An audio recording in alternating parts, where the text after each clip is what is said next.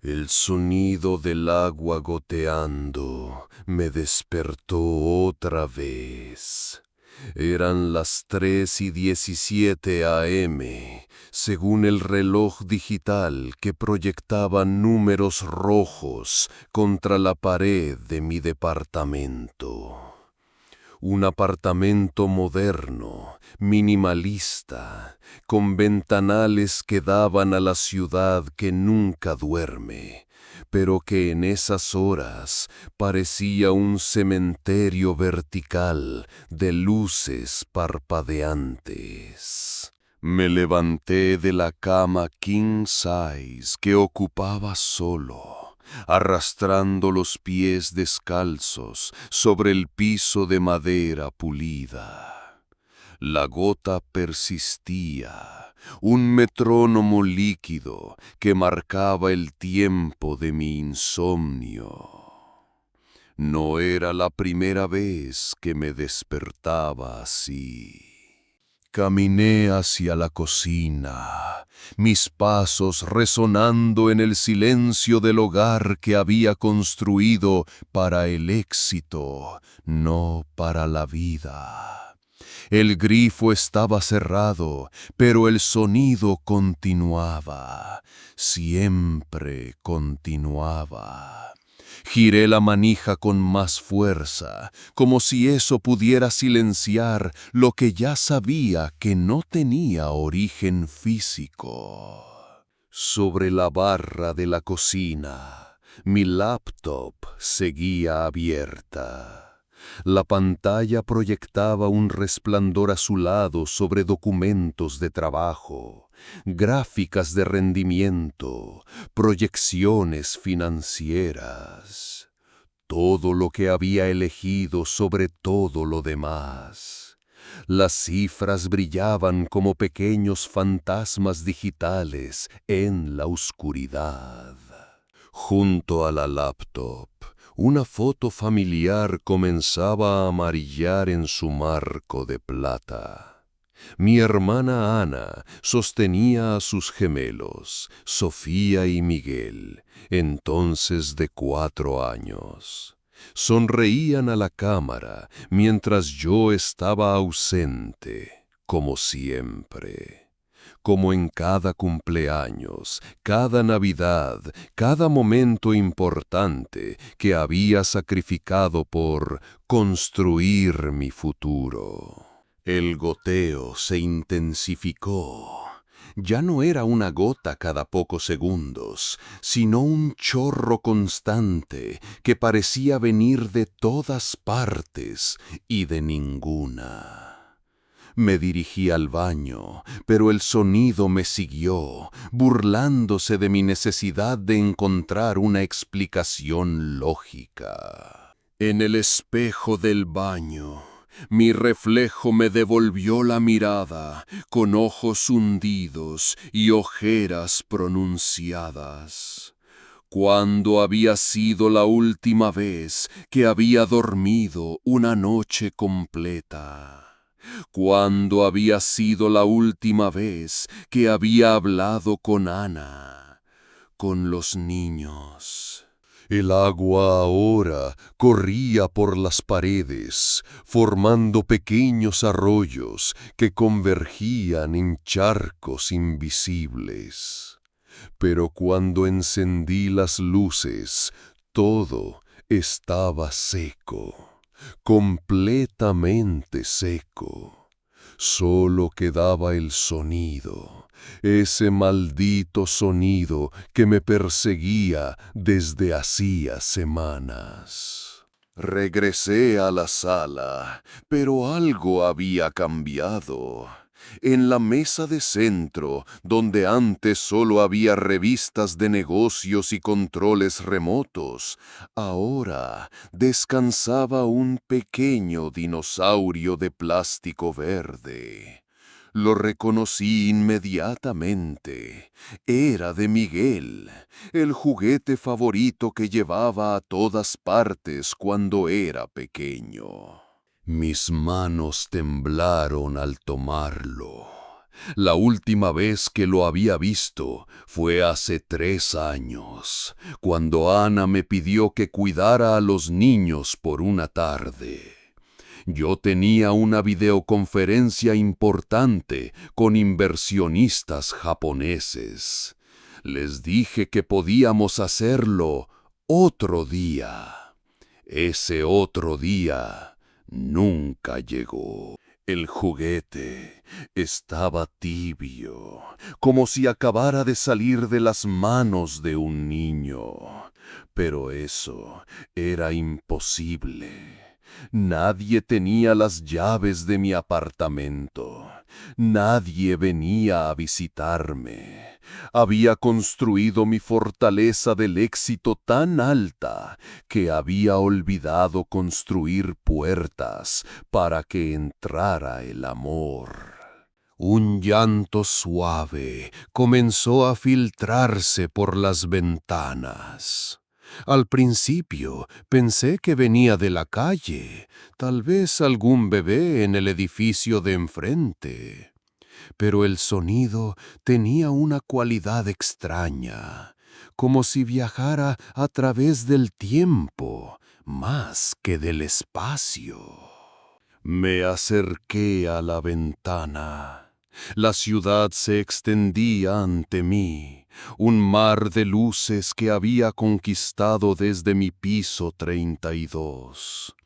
Pero en el reflejo del vidrio vi algo que me heló la sangre.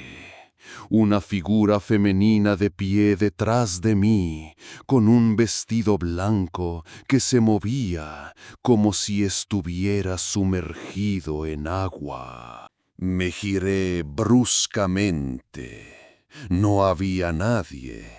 Solo mi sala vacía, con sus muebles de diseñador y sus paredes desnudas. Pero el llanto continuaba, ahora más claro, más desesperado. Era el llanto de una madre que ha perdido a sus hijos. ¡Ay, mis hijos! La voz se coló por las rendijas del apartamento como niebla. No era una voz, eran muchas voces. La voz de toda madre que ha visto a sus pequeños alejarse. La voz de toda pérdida, de todo abandono. Corrí hacia mi teléfono. Necesitaba llamar a Ana, escuchar su voz, confirmar que los niños estaban bien. Pero cuando marqué su número, la línea se llenó de estática.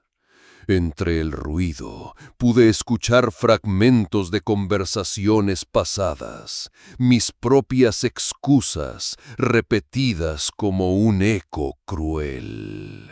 No puedo hoy, Ana. Tengo una junta importante. Los negocios no esperan. Cuando termine este proyecto, cuando cierre este trato, ¿cuándo? Todas las veces que había puesto el futuro antes del presente, las metas antes de las personas. El dinosaurio de plástico en mi mano comenzó a sentirse pesado, como si cargara el peso de todos los momentos perdidos. Miguel tenía ahora 7 años. Sofía también. Ya no jugaban con dinosaurios. Ya no me preguntaban cuándo iría a visitarlos. Ya no esperaban nada de mí. El agua comenzó a brotar del teléfono, corriendo por mis dedos como lágrimas líquidas. Dejé caer el aparato, pero el agua siguió fluyendo hacia arriba, desafiando la gravedad, formando riachuelos que corrían por las paredes hacia el techo. En el agua que corría comenzaron a formarse imágenes. Vi a Ana llevando sola a los niños al médico cuando Miguel se rompió el brazo. Yo estaba en una conferencia en Dubái. Vi a Sofía preguntando por qué su tío nunca venía a sus obras de teatro escolares. Vi los espacios vacíos en las fotos familiares donde debería haber estado yo. ¡Ay, mis hijos! El lamento se intensificó, pero ahora entendía que no hablaba solo de niños. Hablaba de todo lo que habíamos abandonado en la búsqueda de algo más grande, más importante, más urgente. Los vínculos que habíamos dejado morir mientras alimentábamos ambiciones que al final resultaron ser fantasmas. La figura en el reflejo apareció otra vez, pero esta vez no me giré. La observé a través del vidrio de la ventana. Su rostro estaba difuminado por el dolor, pero en sus ojos reconocí algo familiar, el mismo vacío que veía en mi propio reflejo cada mañana. Sus manos goteaban constantemente, no con agua, sino con tiempo. Tiempo perdido, momentos que se escurrían entre los dedos como arena. Y entendí que ella y yo éramos lo mismo, seres que habían perdido lo más importante mientras perseguían sombras. El apartamento comenzó a llenarse de objetos del pasado. Una mantita que Sofía había tejido en su clase de manualidades. Un dibujo de Miguel donde aparecíamos todos juntos, incluyéndome, con una sonrisa que había olvidado cómo poner. Cartas que Ana me había enviado por mi cumpleaños y que nunca había abierto porque estaba muy ocupado. Cada objeto goteaba con la misma sustancia temporal. Los años que había cambiado por dinero, las sonrisas que había trocado por reconocimiento profesional, los abrazos que había pospuesto hasta que fue demasiado tarde para darlos sin que se sintieran forzados. Me senté en el sofá de cuero italiano, rodeado de los fantasmas de mi propia negligencia.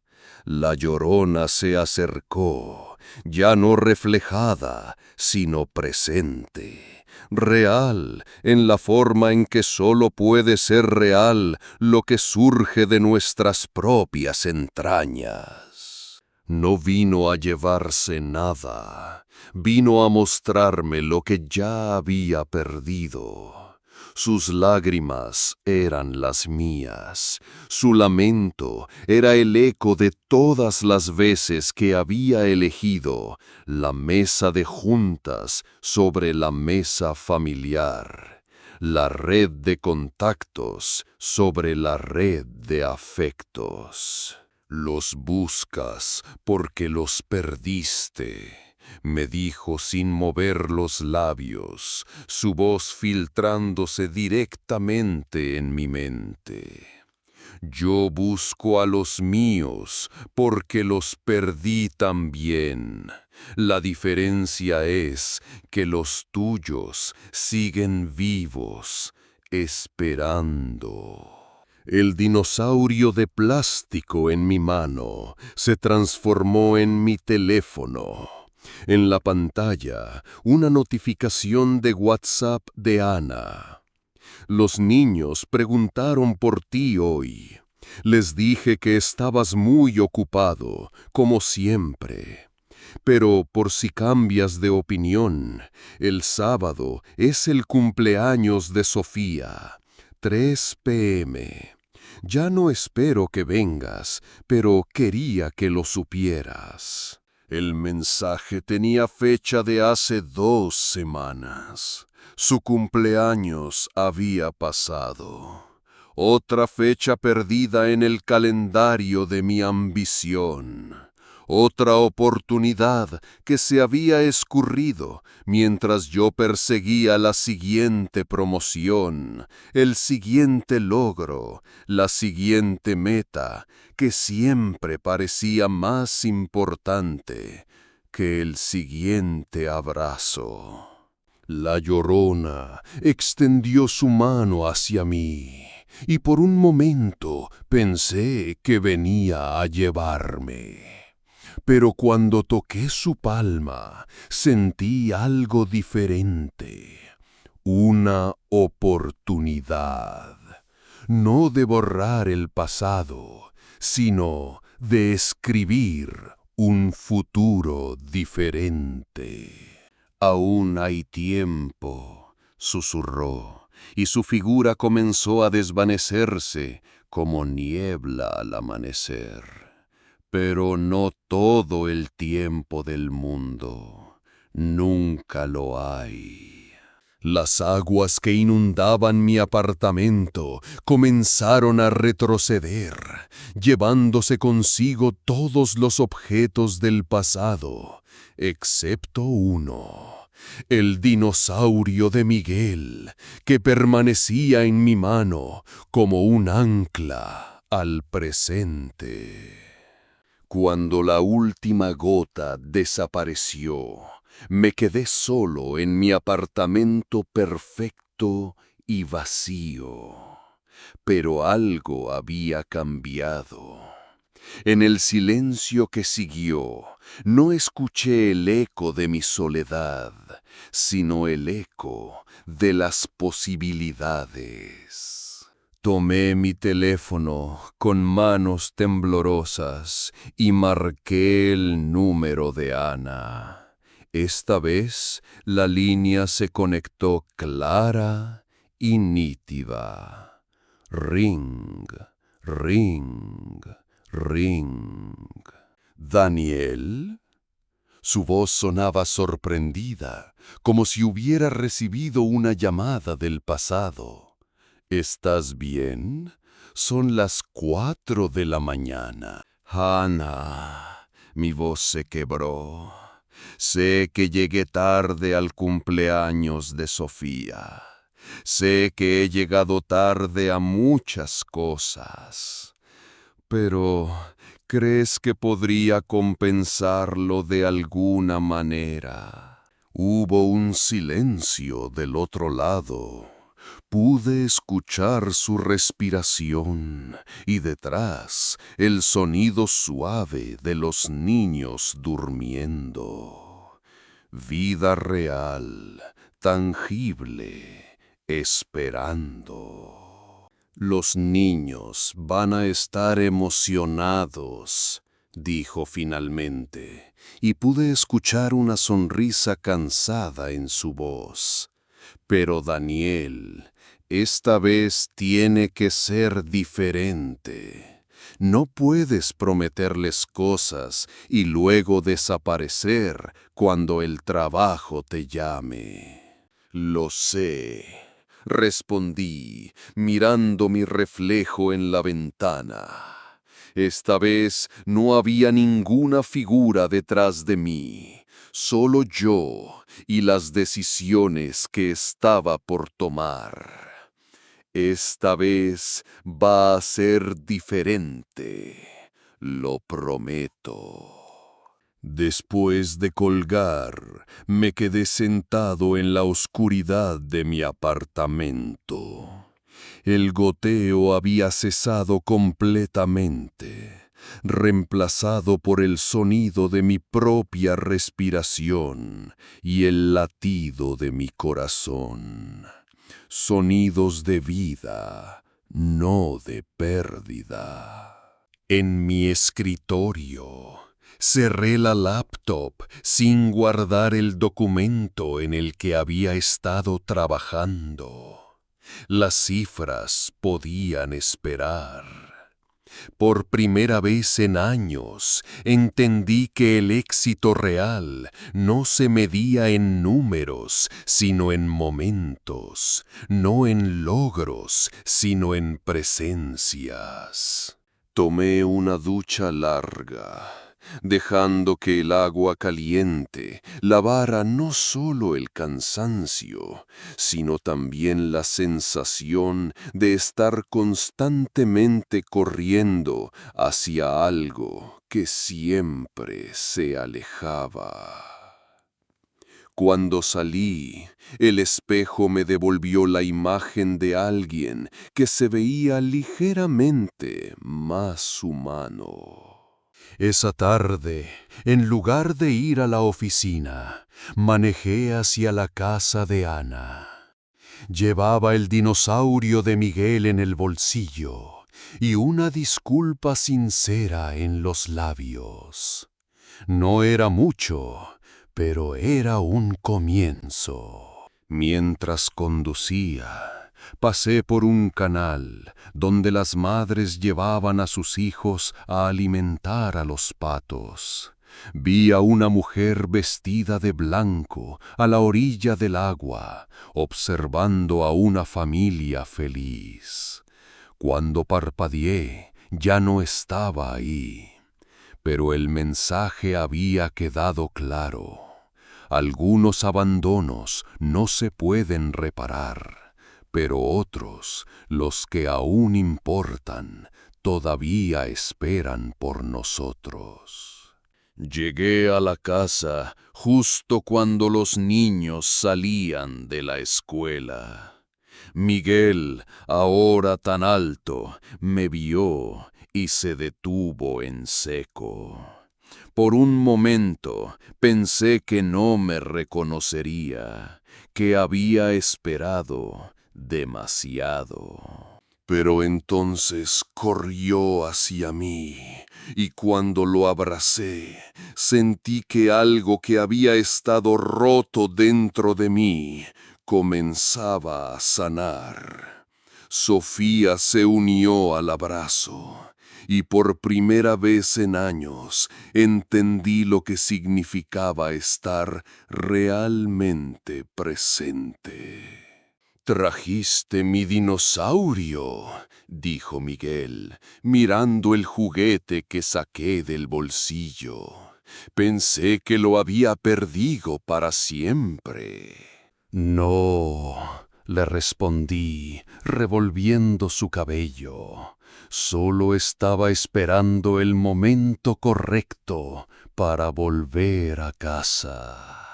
Ana nos observaba desde el umbral de la puerta, con lágrimas en los ojos, pero una sonrisa genuina.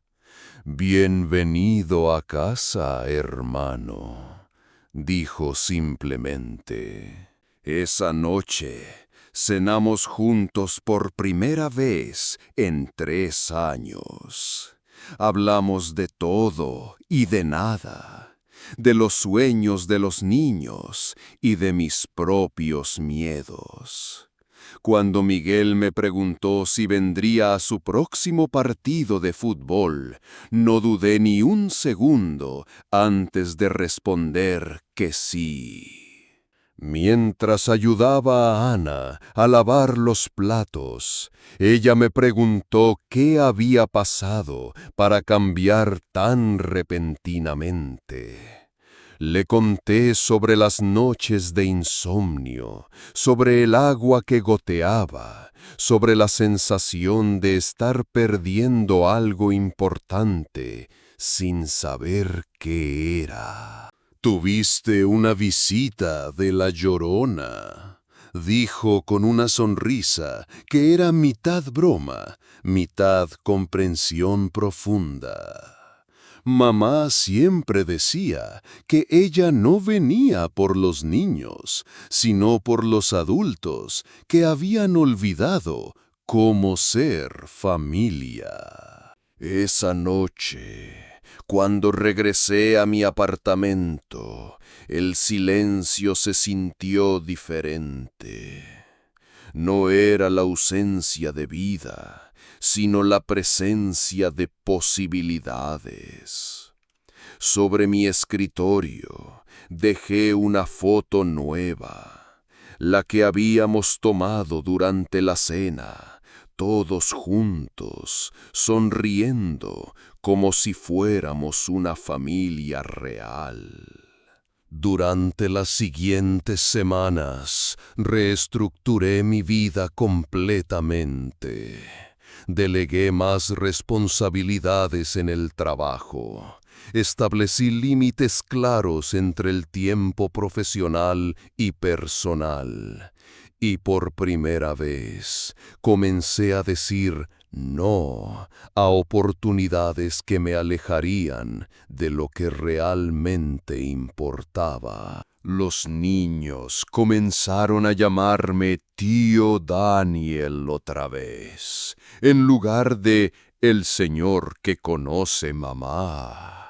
Sofía me mostró sus dibujos, Miguel me enseñó a jugar su videojuego favorito y Ana comenzó a invitarme a las cenas dominicales familiares. Una noche, mientras ayudaba a Miguel con su tarea de matemáticas, me preguntó por qué había estado ausente tanto tiempo.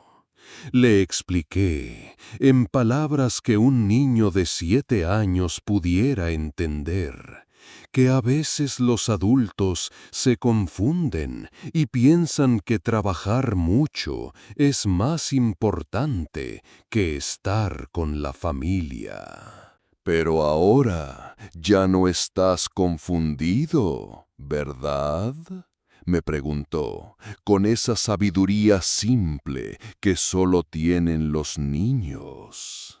No, le respondí, abrazándolo.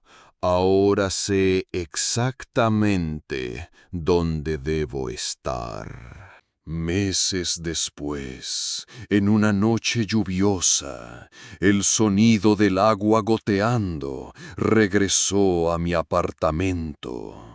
Pero esta vez no me llenó de ansiedad.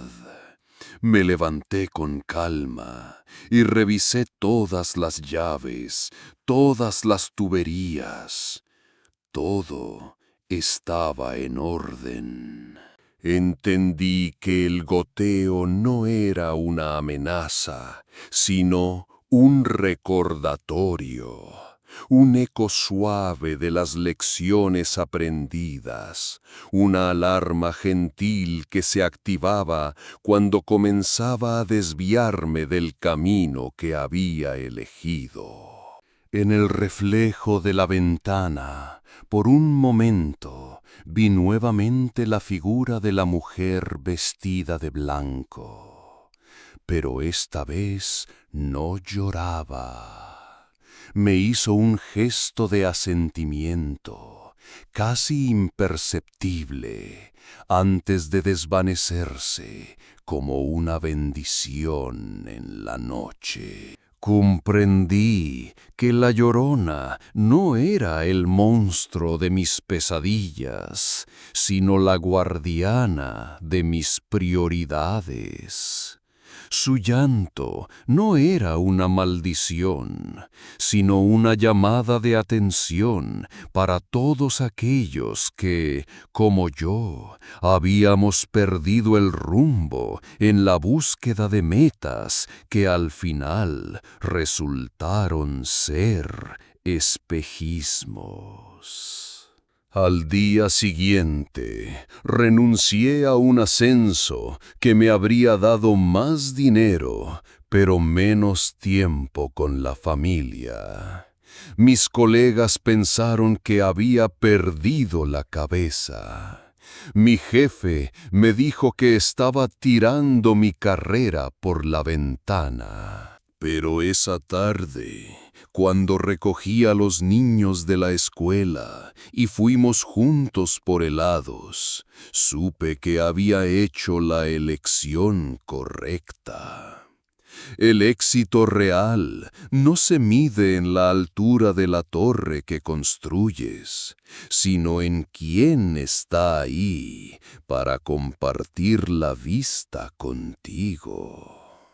Ahora, cuando el agua gotea en las noches silenciosas, no es un tormento, sino una melodía.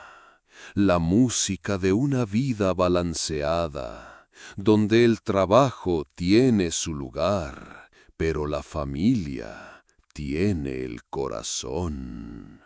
Y si alguna vez la Llorona vuelve a visitarme, espero poder decirle que sus hijos, todos los hijos del mundo que esperan a que sus padres, tíos, hermanos regresen de sus obsesiones, siguen ahí, esperando, siempre esperando. Porque el verdadero terror no es que nos vengan a buscar los fantasmas del pasado, sino darnos cuenta de que mientras perseguíamos fantasmas del futuro, dejamos que se marchitara todo lo que tenía vida real en el presente. Esta es mi historia. La historia de un hombre que tuvo que perderse completamente para encontrar el camino de regreso a casa. Y si estás escuchando esto en una noche solitaria, rodeado de logros que se sienten vacíos, pregúntate, ¿qué ecos está produciendo tu vida? Porque todos tenemos una llorona interior, lamentándose por lo que hemos abandonado. La pregunta no es si la vas a escuchar, la pregunta es si la vas a escuchar antes de que sea demasiado tarde.